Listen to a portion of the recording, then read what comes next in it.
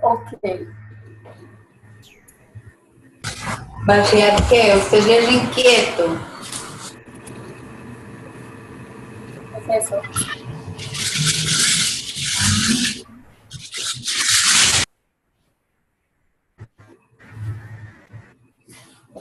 Bueno, muchachos, comenzamos la primera videoconferencia del curso, la cual tiene como objetivo que ustedes de pronto sean un poco más conscientes de los contenidos del curso y los aportes que estos puedan brindar a su formación como administradores en salud ocupacional.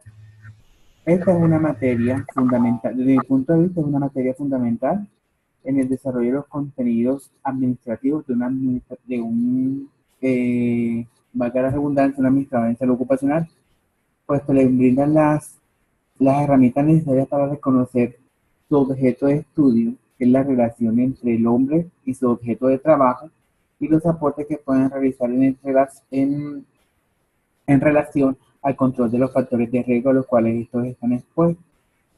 La videoconferencia recibe el nombre de proceso de salud y enfermedad, teniendo como pilar un enfoque en salud ocupacional.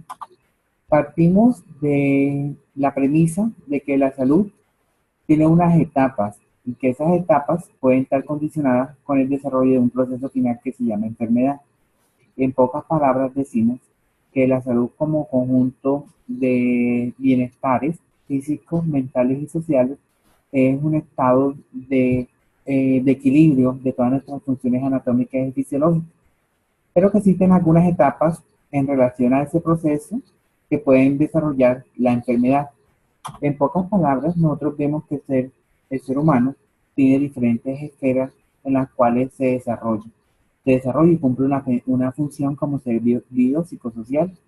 Uno de esos ambientes son los laborales, otros ambientes son los familiares, otros ambientes son los comunitarios, los interpersonales. Entonces vemos que el ser humano en su desarrollo personal como individuo cumple una función en una sociedad donde está inmerso unos grandes componentes y el que nos llama hoy la atención es el componente salud. Y según la OMS decimos que la salud es un completo bienestar físico, mental y social, y no solamente la ausencia de una enfermedad o dolencia. Entonces ustedes como administradores en salud ocupacional siempre van a estar eh, trabajando con el fin de fomentar la salud del trabajador y evitar la generación de dos conceptos principales. Uno que se llama accidente de trabajo y otro denominado enfermedad laboral.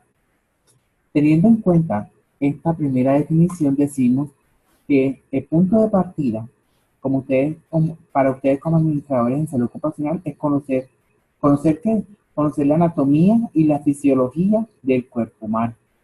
Yo en varias oportunidades en clase les he dicho que un administrador en salud ocupacional que no conozca cómo funciona el cuerpo humano, cómo está conformado, es como un mecánico que no sepa cómo está conformado el carro.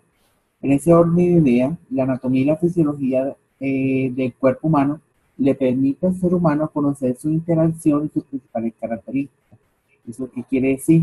Que hoy en el siglo XXI, con las tecnologías disponibles, el ser humano es capaz de conocer cuáles son los órganos que conforman el cuerpo humano, cuáles son las características de esos órganos, cuáles son sus principales padecimientos patológicos, qué enfermedades pueden surgir, qué tratamiento está disponible y cuál es el índice de supervivencia o el índice de bienestar a partir de esas enfermedades.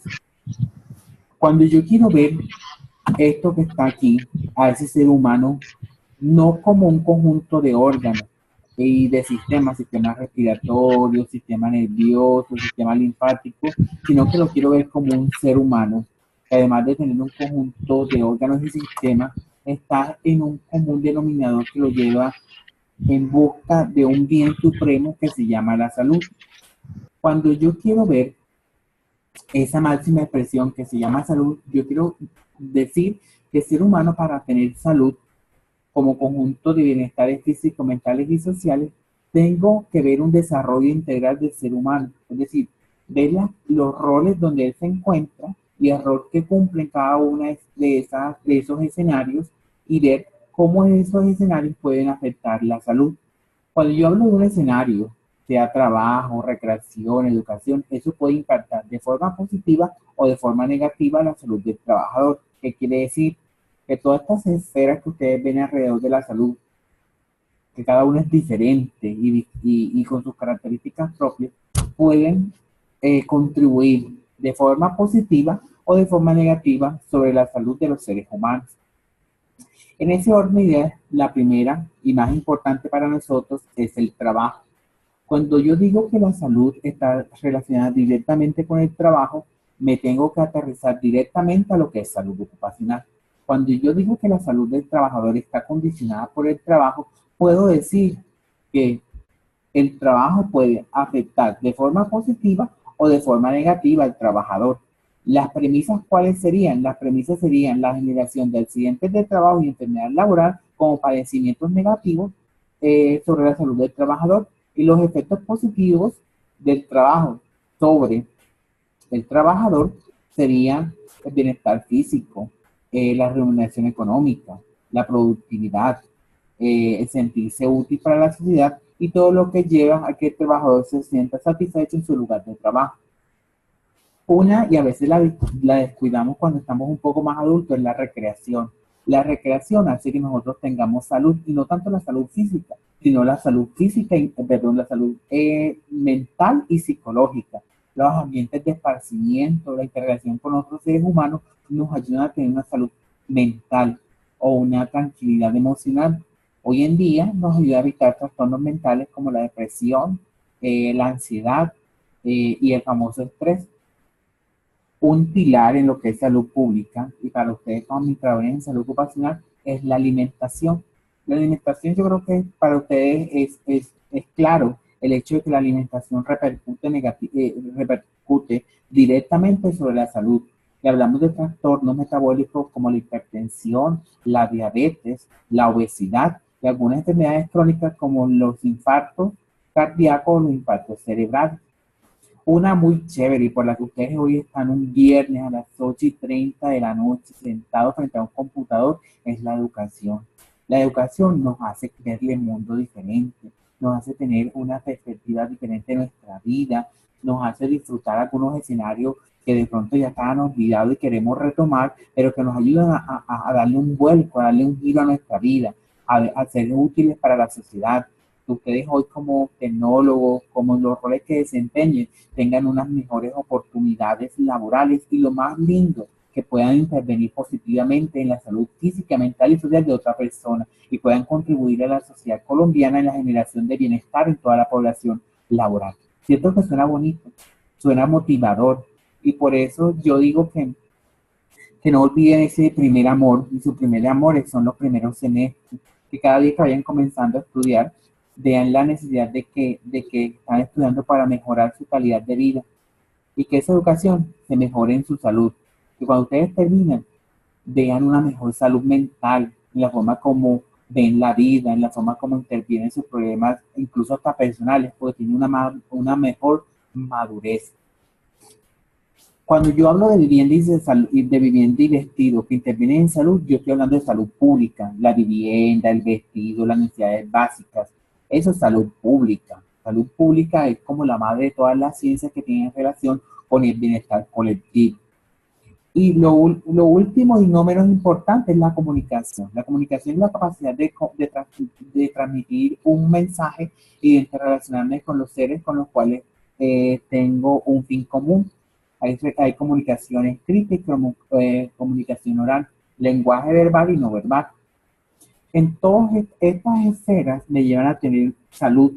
Y no tanto salud, sino una calidad de vida. Una calidad de vida que es positiva, una calidad de vida que es negativa, de acuerdo a las características a las cuales nos estamos enfrentando.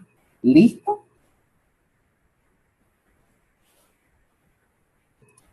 Verónica, ¿cómo vas? Hola, profe. Qué rico escucharte, hija. Cuéntame, Igual. ¿qué piensas en relación a lo que hemos hablado? ¿Algún comentario? ¿Alguna pregunta en relación a esto?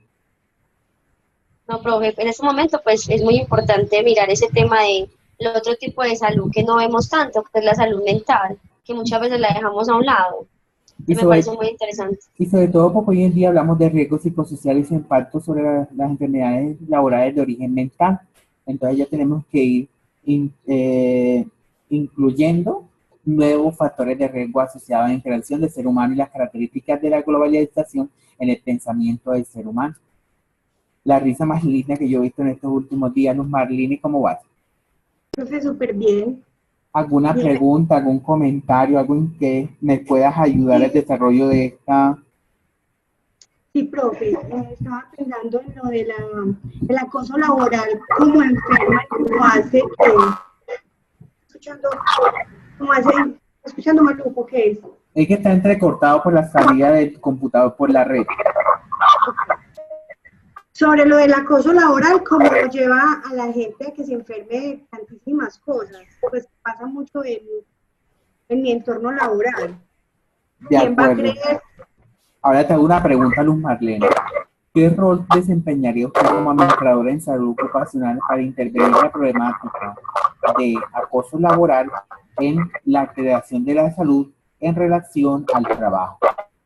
Estar más pendiente de mis empleados, cómo es la integridad entre ellos, cómo trabajaríamos en equipo más que todo para que las cargas no sean para unos sí, para otros no, todo integral.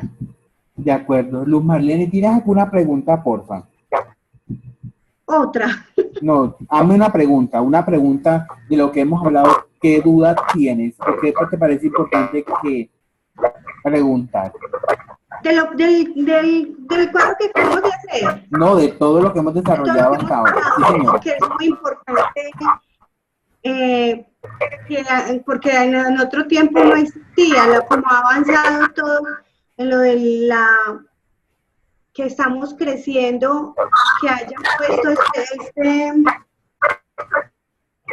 como le digo yo, que hayamos, pues, porque esto no es de toda la vida, que acordate que muchas de nuestras familias en otros tiempos morían de eso, no les importaba, simplemente no les paraban bolas en, eso sí, pero no tenía como tanta demanda. Listo, entonces lo que decimos a partir de lo que dice Luz es que han surgido nuevos cambios el ser humano en su afán de evitar la muerte, porque el ser humano siempre ha tratado de prolongar la vida y evitar la muerte por generación de enfermedades o de accidentes, han surgido algunas actividades que tienen como fin que el ser humano tenga una mejor calidad de vida, una calidad de vida que permita tener salud y que esa salud se repercute en los procesos que ellos desempeñan.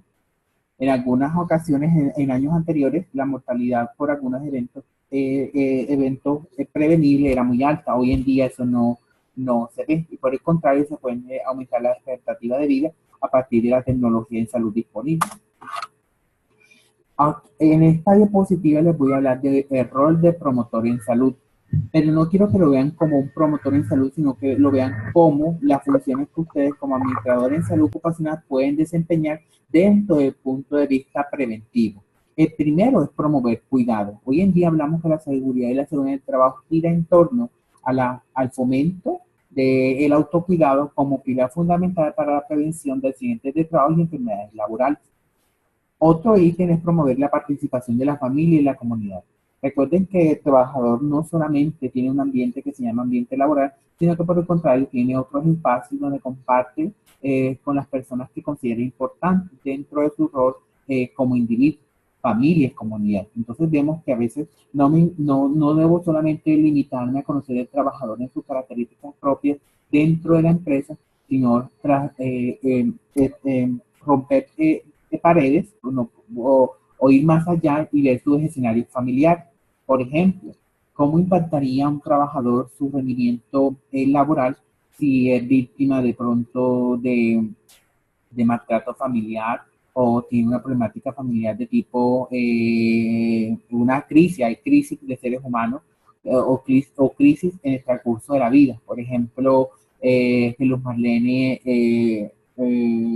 tenga un hijo y que el hijo se case y se vaya del hogar, o que de pronto vengan la jubilación, o que de pronto venga un divorcio, o de pronto venga una pérdida familiar, eso afectaría directamente al desempeño del trabajador y no estaría directamente relacionado con el trabajo, sino con sus características como ser humano y el rol donde se desempeña. Dime, Luz. Profe, qué pena, otra vez. De hecho, yo, por los niños y ser madre cabeza de familia, en ese momento soy teletrabajadora. Mire eso que lo han infundado tan rico y eso es calidad de vida, porque yo voy solamente 2 veces a la oficina. Listo, entonces la globalización, los nuevos ambientes laborales, la nueva normatividad, lo que busca es eso, bienestar del trabajador dentro de su rol laboral y no dentro de y no solamente dentro de una organización, sino el trabajo por resultados, que es lo que verdaderamente nos debe llamar la atención. Hay otros puntos como implementar acciones de promoción de la salud, promoción social integrativas a los ancianos, esto ya es salud pública, no lo voy a profundizar. Fomentar el papel de las organizaciones autogestoras en salud en la atención primaria y con la conformación de redes comunitarias. Lograr la implementación de programas de prevención. Primer término importante en la noche de hoy. Colaborar en la implementación de programas de prevención primaria, prevención secundaria y prevención terciaria. No se les olvide esas 3 palabritas: prevención primaria, prevención secundaria y prevención terciaria. Y incluir o fomentar el médico familiarista. Algunas definiciones importantes. Decimos que la salud es un completo estado de bienestar físico, mental y social, y no solamente la ausencia de una enfermedad o dolencia. Y la enfermedad, por el contrario, es la última etapa de un proceso que se ha gestado con el tiempo y que significa un quebranto del propio sistema de defensa. ¿Listo? Claudia, para ti, ¿qué es salud? Buenas noches, hija. Hola, profe, ¿cómo estás? Muy bien, ¿y tú? Bien, profe.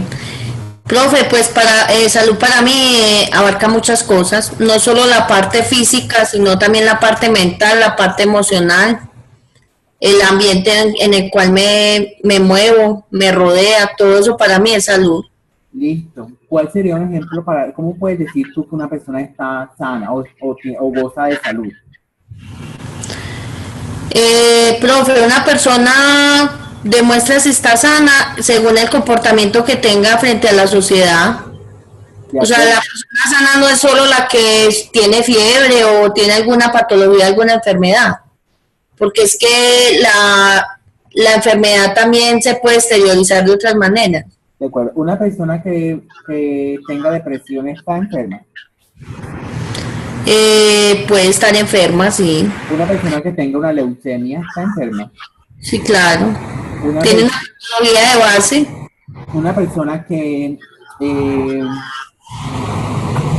sea víctima de una extorsión ¿está enferma? Puede estar enferma de estrés. Listo, entonces vemos que el ser humano tiene unas esferas, esfera social, esfera mental y esfera fisiológica. En anatomía y fisiología estamos conociendo la primera partecita, la esfera fisiológica, lo que es anatomía y fisiología, pero que en su forma se articulan las 3 para generar el bienestar y la calidad de vida global del trabajador. Ahora vemos alguna definición y aquí comienza lo chévere. Historia natural de la enfermedad.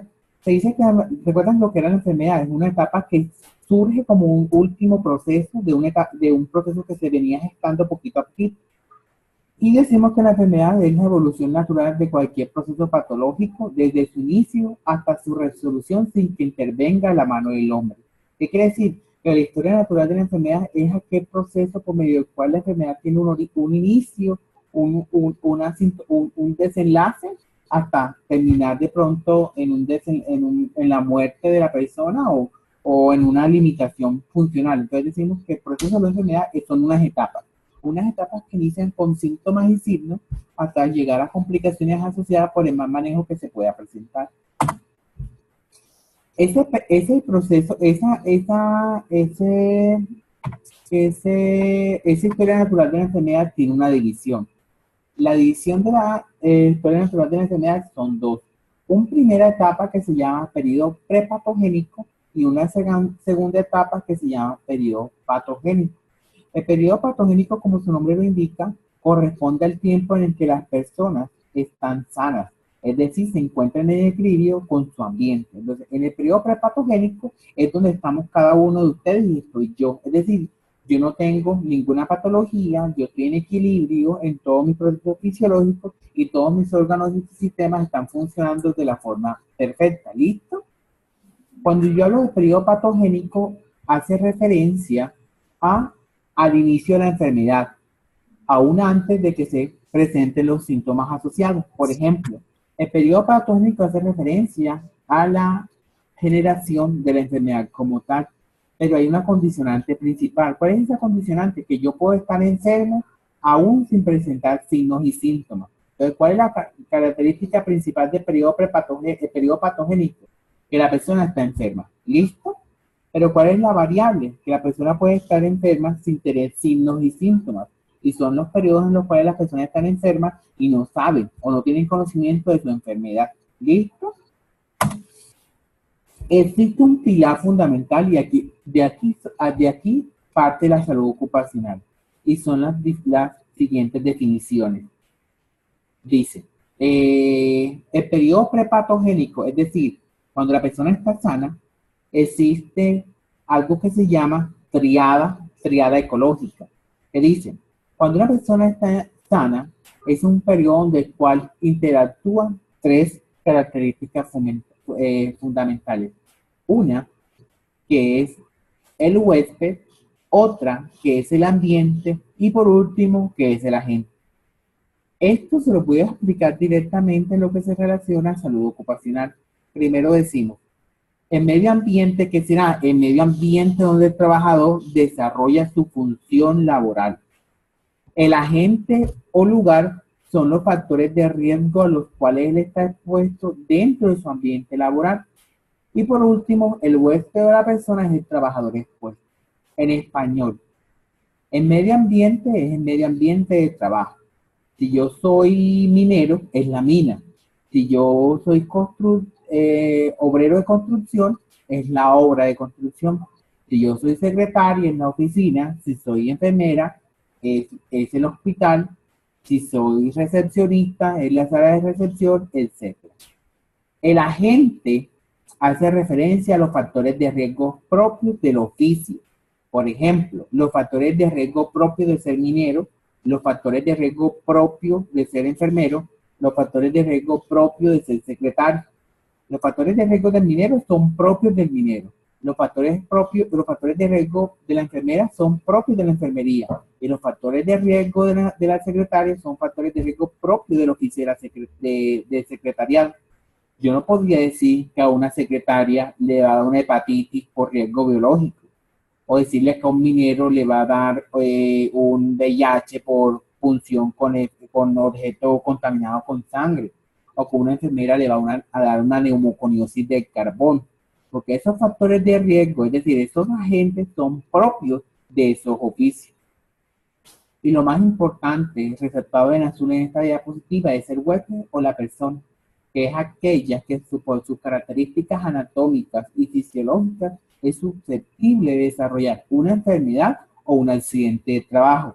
En ese orden de ideas, si el minero tuviera pulmones que fueran capaces de eliminar las sustancias en materia particular, no apareciera la neumoconiosis que ustedes van a conocer cuando vean medicina preventiva del trabajo.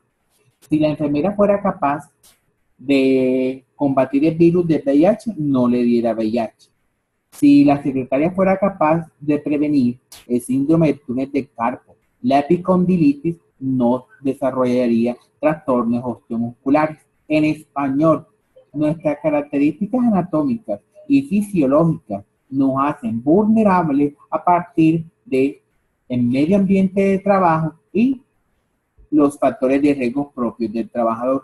En ese orden de ideas, el ser humano identificó los lugares de trabajo con sus factores de riesgo para poderlo intervenir. ¿Por qué no es un factor de riesgo estar expuesto? ¿Por qué no es un factor de riesgo estar expuesto de pronto a posición sedente? No es un factor de riesgo el trabajo a 20 centímetros. Trabajar a una altura de 20 centímetros. No es un factor de riesgo, disculpen, hago aclaración, no es un factor de riesgo en alturas. Estoy hablando de factor de riesgo en trabajo en alturas. No se considera trabajo en alturas aquel que está por encima de 20 centímetros. ¿Sí? No es un factor de riesgo en alturas. Si el trabajador está a 20 metros, sí es un trabajo en riesgo, un trabajo de alto riesgo o un trabajo porque si se cae de 20 centímetros, se puede tener una laceración, un golpe, una contusión. Pero si se me cae los 20 metros, mínimo una fractura, una contusión mayor, un trauma cerrado.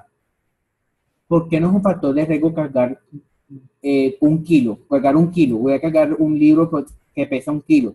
No, el factor de riesgo no es cargar un libro de 1 kilo, de 1 kilogramo.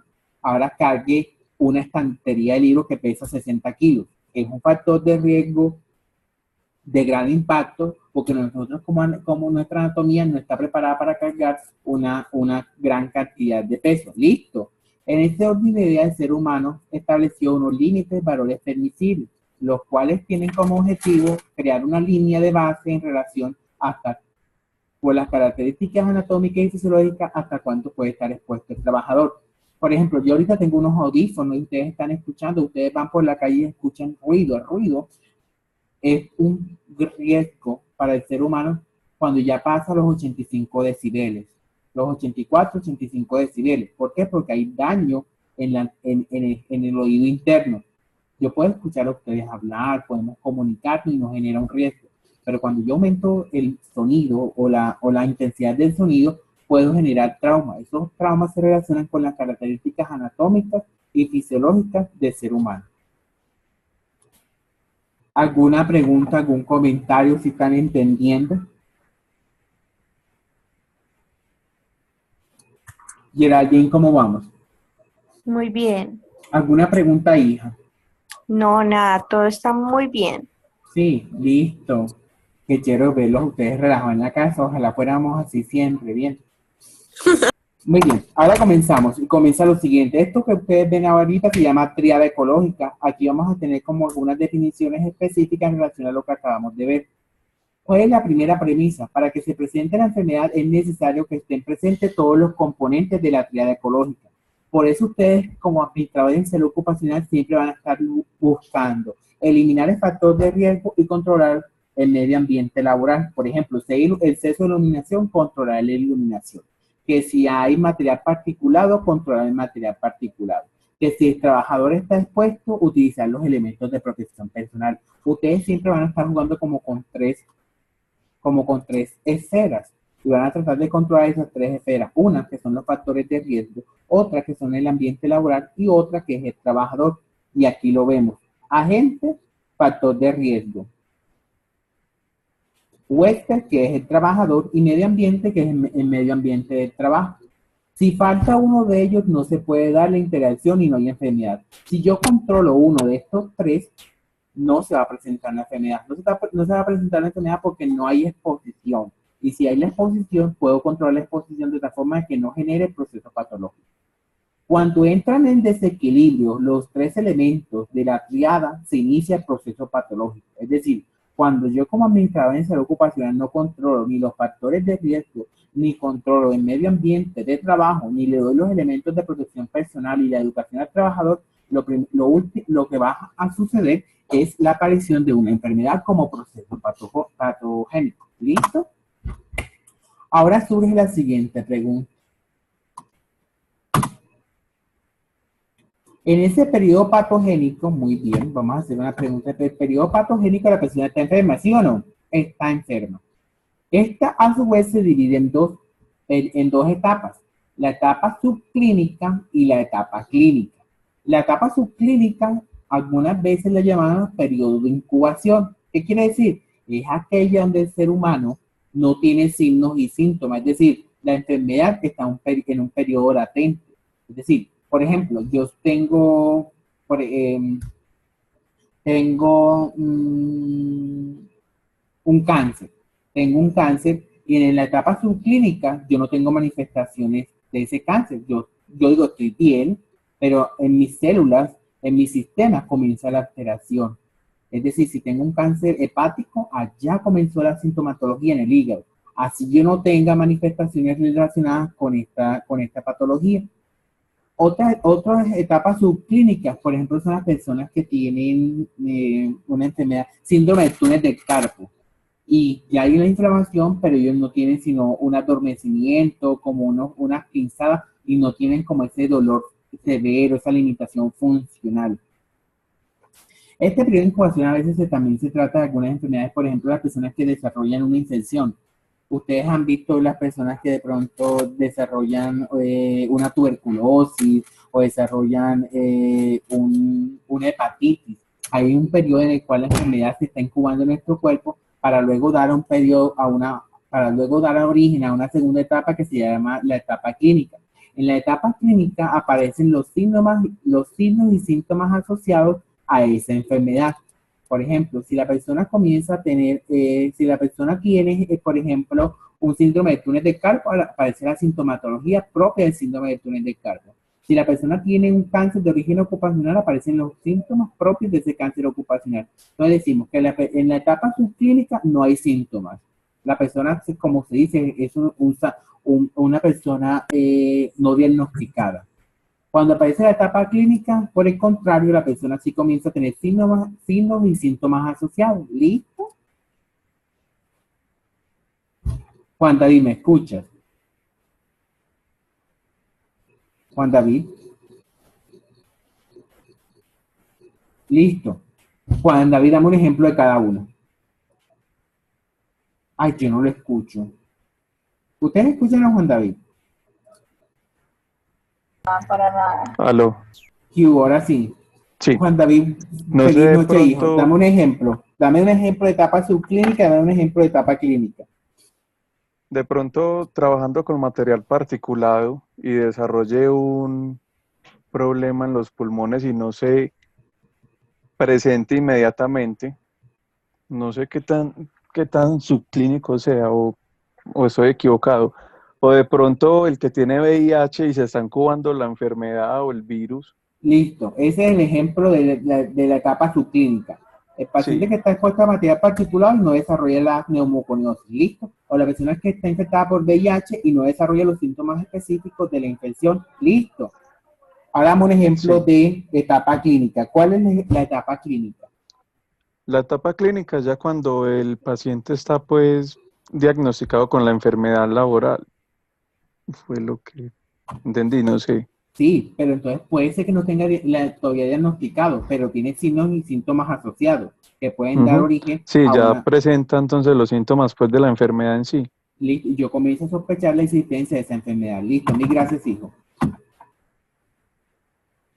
Margarita, ¿cómo amaneces?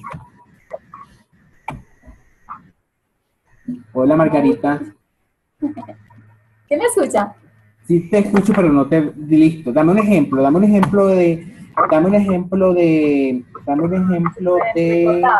etapa subclínica y dame un ejemplo de etapa clínica.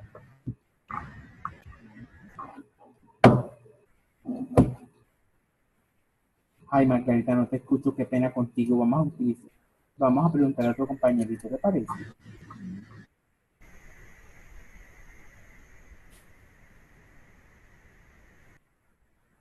Geraldine. Hola, Geraldine. Dime. Hola. Dame un ejemplo de etapa subclínica y dame un ejemplo de etapa clínica. La etapa subclínica sería, por ejemplo, contraer tuberculosis sin tener ninguna Sintomatología.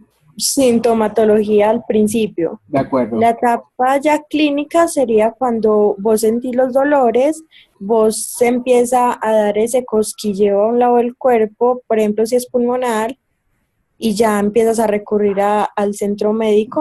Listo, boom, y comienza la magia del administrador de salud ocupacional. ¿Cuál sería su rol como administradores? Tratar de identificar la presencia de la enfermedad laboral de forma temprana, de tal forma que se pueda brindar un tratamiento oportuno. Muy bien. El periodo patogénico, es decir, la persona ya está enferma, inicia con unos signos y síntomas inespecíficos, como la fiebre, el malestar general. Son inespecíficos, no permiten una clasificación diagnóstica. Luego viene una sintomatología específica. La sintomatología específica hace referencia a donde cada patología se manifiesta con sus características propias. Es decir, si una persona tiene tuberculosis, va a tener dificultad respiratoria. Si una persona tiene síndrome de túnel de carpo, va a comenzar a doler las manos. Si una persona tiene síndrome de manguito rotador, va a comenzar a doler la articulación acromioclavicular. Si una persona tiene lumbalgia, va a comenzar a doler la parte inferior de la columna. ¿Listo? Entonces vamos a tener una sintomatología específica para cada una de estas dolencias. La última definición es la cronicidad, que hace referencia a que la patología presenta unos signos y síntomas crónicos, que es la famosa deficiencia que se califica como discapacidad. Complicaciones. Las complicaciones involucran todas las afecciones en los organismos, en cada uno de los órganos. Por ejemplo, una complicación de síndrome de túnel de carpo son los dedos en gatillo, ¿listo? Una complicación de la neumoconiosis es el daño pulmonar. Una complicación de un VIH de origen ocupacional es el daño sobre el sistema sistema inmunológico. En ese orden de ideas, todas las complicaciones son aquellas que ustedes van a tratar de prevenir para evitar las complicaciones asociadas al mal control de las enfermedades laborales. Y la secuela. Cuando yo hablo de una secuela, la secuela no se recupera. Por eso es que indemnizamos y se califica una pérdida de la capacidad laboral. Por ejemplo, si el trabajador perdió la capacidad de mover las manos, si el trabajador perdió la capacidad de mover los brazos, si el trabajador perdió la capacidad de respirar bien, genera una pérdida de la capacidad laboral. Eso se llama una secuela. Y por último, y ya con eso sí, pico y chao, es la muerte. Cuando el trabajador se muere, mi hermano, ya no hay nada que hacer, pagar la indemnización y mirar, utilizar la póliza. De resto, de allí perdón, antes de la muerte, ustedes como administradores en salud ocupacional pueden hacer de todo. Pueden hacer estrategias, pueden hacer programas, pueden hacer actividades, pueden hacer diagnósticos, con tal de prevenir la incidencia de enfermedades laborales o de accidentes laborales, ¿bien? Y aquí aparece, y ojalá nunca se les olvide esto, nunca se les olvide y siempre lo lleven grabado muy en el fondo de su mente y de su corazón. En cualquiera de estas etapas consecutivas, antes de que la muerte se presente, la enfermedad puede abordarse, es decir, se puede intervenir con el objetivo de regresar al periodo prepatogénico. En español, ¿qué quiere decir eso? Que antes de que el trabajador se me muera, yo como administrador en salud ocupacional puedo hacer un sinnúmero de actividades con el fin de que ese trabajador regrese a ese estado donde estaba sano, donde su organismo, su anatomía y su fisiología cumplía todas las características que como seres humanos podíamos desenvolver y que su calidad de vida sea lo suficientemente satisfactoria para ser feliz en los entornos en los cuales ella se relaciona. A partir de ese boom, de lo que